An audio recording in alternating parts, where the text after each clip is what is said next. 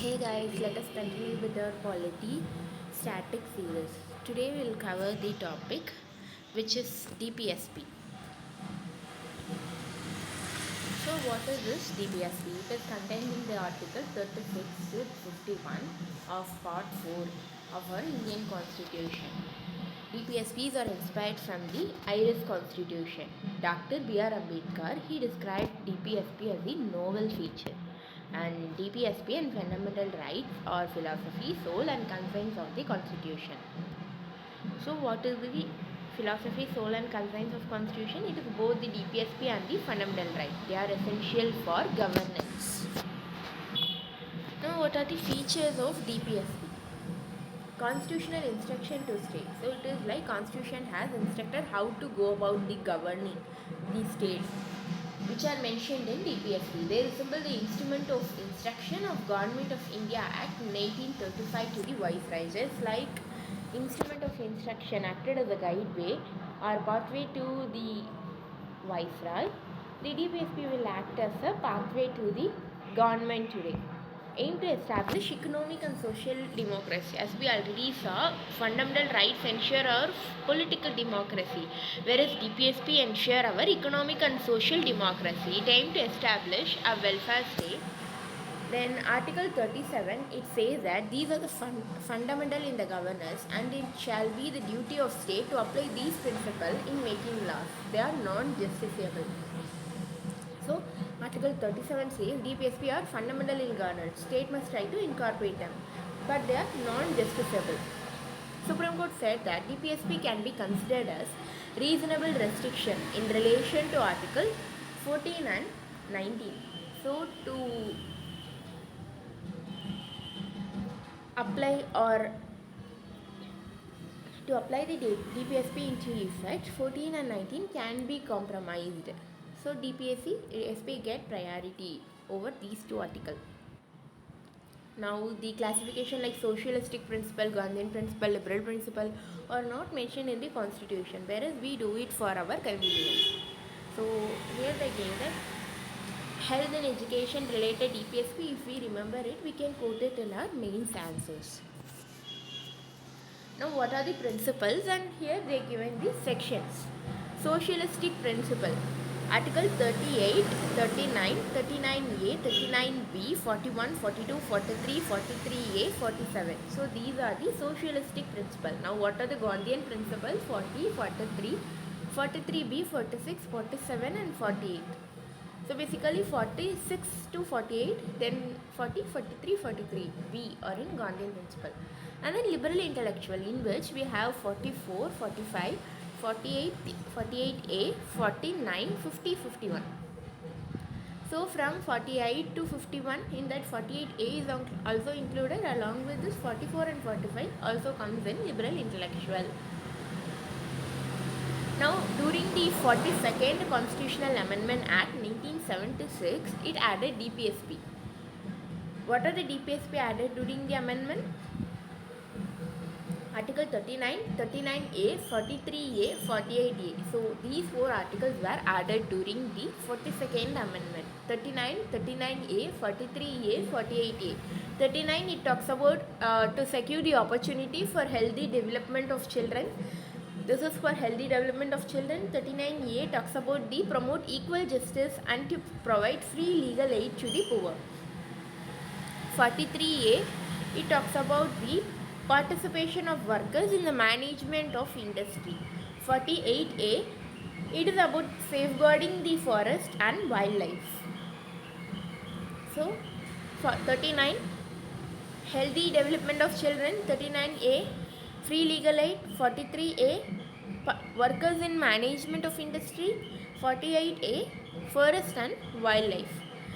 Now, what are the things which are included in the 42nd Constitutional Amendment Act? So, 42nd Amendment, it added Article 38, state to secure social order for promotion of welfare of the people. So, 44th Amendment added Article 38A.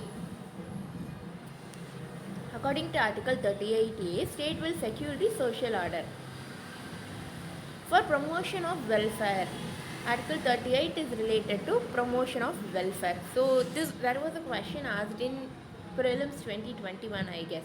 So promotion of welfare was given in DPSP or fundamental duty or fundamental right. A question was asked. So the answer should be DPSP because this is in Article 38. And 86th Constitutional Amendment Act changed the subject matter of Article 45, provision for early childhood care and education of children below 6 years. 97th Amendment introduced Article 43B, which is cooperative society. So these were the articles which were introduced after each and every amendment. So during 42nd, we saw 4 articles were included: 39, 39A, 43A, 48A. And during 44th amendment, we included only one article, which is 38A, 38, welfare of people. Then 86th one, it changed the subject matter of 45 as provision of early childhood care. Then during the 97th amendment, it introduced 43B, that is cooperative society. Now we'll look at the list of DPSPs and their subject matter. So the Article 36, it talks about the definition of state. 37, it talks about the application of directive principle. Article 38, it talks about the state to secure a social order for the promotion of welfare of the people. As we already saw, it was introduced in the Article 44th Amendment, right? Then 39, it talks about certain principle of policies to be followed by the state, and Article in the 39 itself, we have 6 principles. Like A is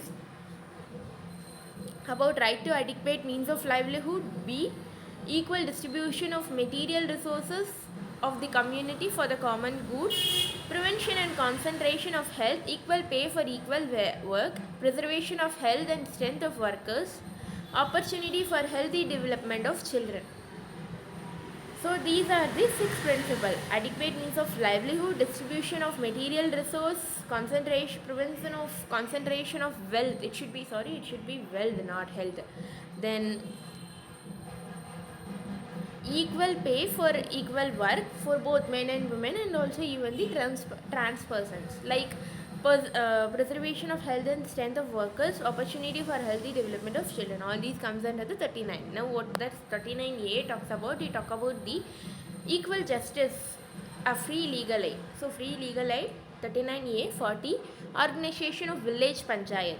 41, right to work, to education and to public assistance in certain cases. 42, provision for just and humane condition of work and maternity leave. So related to humane condition of work and maternity leave. 43, living wage for workers. 43A, participation of workers in management of industries. 43B, promotion of cooperative society. 44, UCC, Uniform Civil Code for the citizen. 45, provision of early childhood care and education to children below the age of 6 years. 46, promotion of education and economic interest of scheduled caste, scheduled tribe and other weaker section. So this is related to SC/ST promotion. Then 47, duty of the state to raise the level of nutrition and standard of living and to promote public health. Prohibit the consumption of intoxicants. So 47 talk about the nutrition and standard of living and also the consumption of intoxicant. 48, organization of agriculture and animal husbandry. 48A, protection and improvement of environment and safeguard of forest and wildlife. 49, protection of monument and places and objects of national importance. 50, separation of judiciary from executive. 51, promotion of international peace and security. Now what are the directives which are outside part 4? Article 335, part 16. Claims of members of SC/ST shall be taken consideration without compromising the efficiency of administration in public employment. So 335, it talks about the claims of SC/ST members can be taken into consideration. We should also not compromise the efficiency of public employment, which is 335. And 350A, It talks about the instruction in mother tongue at the level of primary education. So this is in the part 17. Part 16, 335, part 17, 350A. In the same part 17, we also have 351. It talks about the development of Hindi language. Now, what is the major difference between fundamental right and DPSP? Fundamental rights are justiciable, DPSP non-justiciable. It talks about political justice, economic and social justice, legal sanction, no legal sanction, personal and individualistic, societarian and socialistic, automatically enforced, not automatically enforced. Court declares a law violating fundamental right as unconstitutional. Court cannot declare a law violating DPSP as unconstitutional. So that's all in the fundamental DPSP part. Still we can see certain court judgment. What are the major conflict between fundamental right and DPSP? First, in 1951, Champakam Durarajan case, the Supreme Court held that fundamental right will prevail over DPSP. So the Supreme Court basically said fundamental right is bigger than DPSP. Fundamental rights of superior. Fundamental right can be amended by Parliament, and that led to 9th, 4th and then 17th Amendment. All these things were the judgment in Champakam Durarajan case 1951. Whereas in 1961 Golaknath case, the Supreme Court held that Parliament cannot amend fundamental right. It said that fundamental rights are sacrosanct, meaning they are permanent. It cannot be amended by Parliament. Article 368 has only procedure to amend, but not the power to amend. So it said 368 does only have the procedure, but it does not have power to amend fundamental right. So for which Parliament enacted 24th Amendment, and it said Parliament can take away fundamental right. And again in 25th Amendment, it said it enacted an article called 31C and said 39B and C are greater than 14, 19 and 31, meaning DPSP 39B and 39C are superior to fundamental rights. These two amendments were done by Parliament after Golaknath case. And after Keshwananda Bharati case in 1973, the Supreme Court upheld that it upheld the constitutional validity of this particular provision, that 39B and 39C are superior to Article 14, 19 and 31. Fundamental rights can be infringed for implementing these DPSP. And it also said that judicial review is a basic feature and government cannot cancel or deny it. And 42nd Amendment, government said not just 39B and C, all the DPSP are greater than 14, 19 and 31. For which finally in 1980 Minerva Mills case, the Supreme Court held that this particular thing, that all DPSP are greater than fundamental right, it is unconstitutional. Article 39B and B can be considered superior than the fundamental rights, but declaring all the DPSP as superior to the fundamental right is not constitutional. And it talked about the bedrock balance between the fundamental right and DPSP in the Minerva Mills case 1980. So 1951 Champakam Duraraj, 67 Golaknath, 73 Keshwananda Bharati and 80 Minerva Mills case. Now we'll start the next topic, which is union and its territory. So Article 1 to 4 under Part 1, it contains the union and its territory part. Article 1, it describes India, that is Bharat, as a union of state, not federation of state. It is not a result of agreement between state, and there is no right to secede for the state.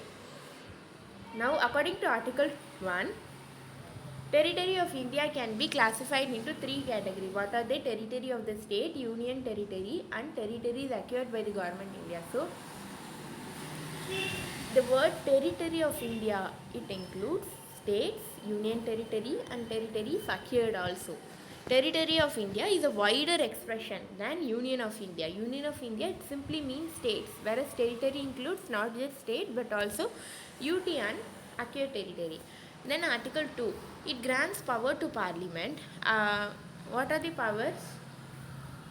Power to admit new state already in existence and power to establish new state. States non-existent before.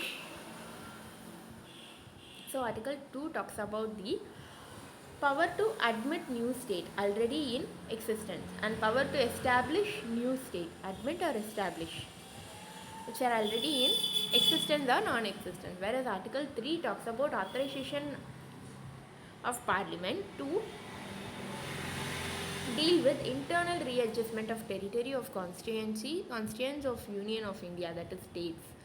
Bill for the purpose, prior recommendation of the President should be referred to the concerned state legislature for its view.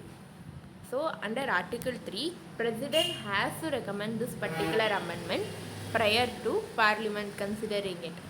And also state's view should be obtained. It is not mandatory that state's view has to be followed, but its view has to be considered. So it talks about the internal readjustment, Article 3. Laws under Article 2 and 3 shall not be considered as constitutional amendment under Article 368. They both are not constitutional amendment. If any territory has to be ceded to a foreign country, it cannot happen under Article 3. It needs an amendment with Constitution under Article 368. So basically, if we want to get a territory, in that case, no constitutional amendment is needed. But if we want to secede a territory and give it to foreign country, in that case, we will need constitutional amendment under 368. Now, what does 100th amendment talk about? It ceded certain enclaves to Bangladesh, which can be done only by amending the constitution. Now let's look into the few of the steps for creation of new state. What is that? Article first, a bill has to be introduced on President recommendation, and first President has to recommend it to Lok Sabha or Rajya Sabha, and then President shall also take the opinion of state legislature. But the opinion of state legislature is not binding though. So the Lok Sabha, Rajya Sabha, they will pass a simple majority in the first house. Then in the second house also, the bill has to be passed by a simple majority. Then President will issue a notification. In case of amendment, the opinion of state is not considered or necessary. Then finally the new state is created. So this is how new state can be created.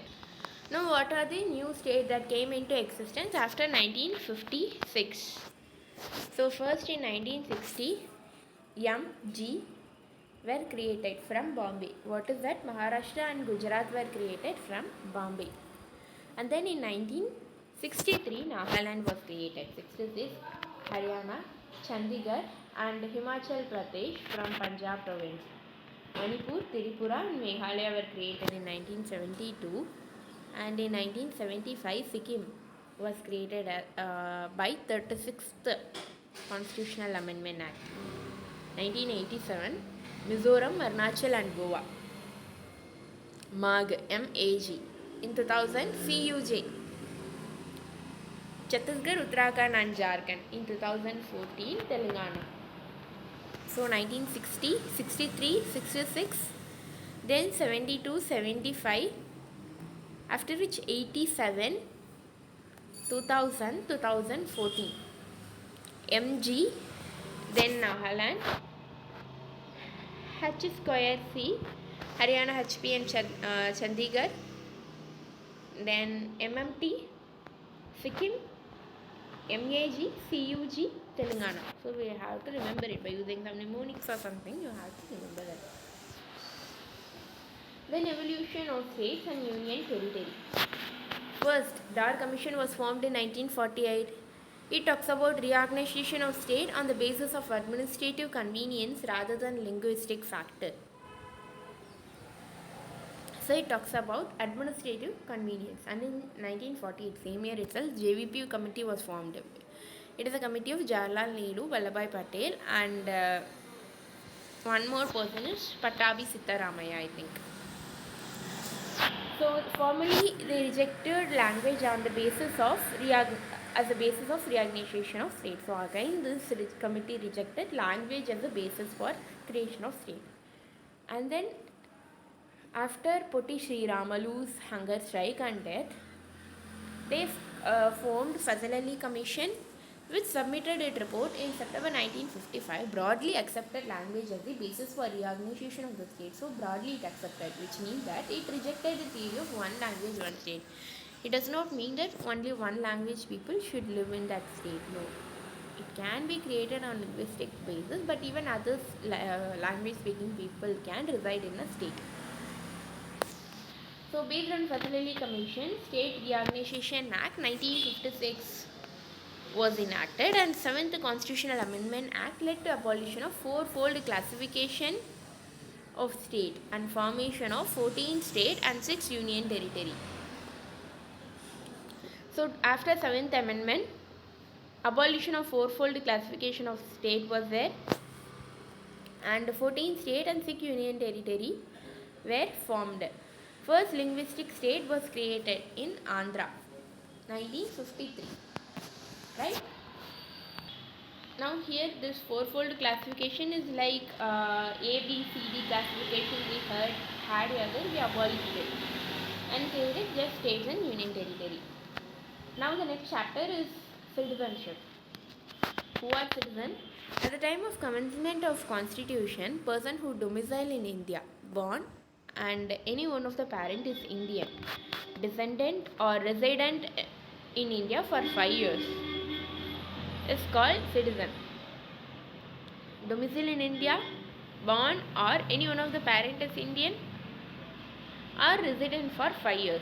People who came from Pakistan, people who went to Pakistan and returned back to Pakistan before commencement of the constitution, and person of Indian origin residing outside India by registration.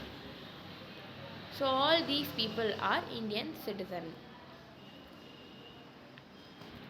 Now what are the ways of acquiring citizenship? Under Citizenship Act 1955, this particular act has been amended many times then and there. So based on birth, descent, registration, naturalization and incorporation of new territory, a particular person can get or register for citizenship. Birth, descent, registration, naturalization and incorporation of new territory. Now what are the ways in which a person can lose his or her citizenship? First one is renunciation, voluntarily giving away of citizenship. Termination, acquiring foreign citizenship automatically terminate citizenship. Then deprivation, compulsory termination by central government in cases of fraudulent acquisition of citizenship, that is deprivation. Compulsory termination by central government in case of fraudulent acquisition, which is deprivation. Termination is acquiring foreign citizenship. Renunciation is voluntarily giving up. Now the next topic is basic structure. Parliament under Article 368 can amend any part of the Constitution without affecting the basic structure of the Constitution.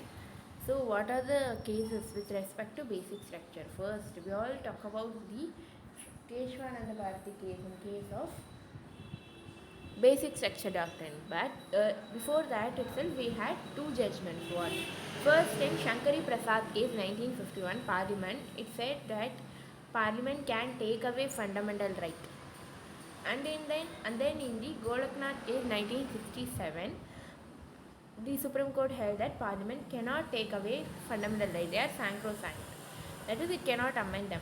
Article 368 has only procedure and not power to amend the constitution. So this was pronounced in Golaknath case 1967. In Shankari Prasad, Parliament court said Parliament can take away fundamental right.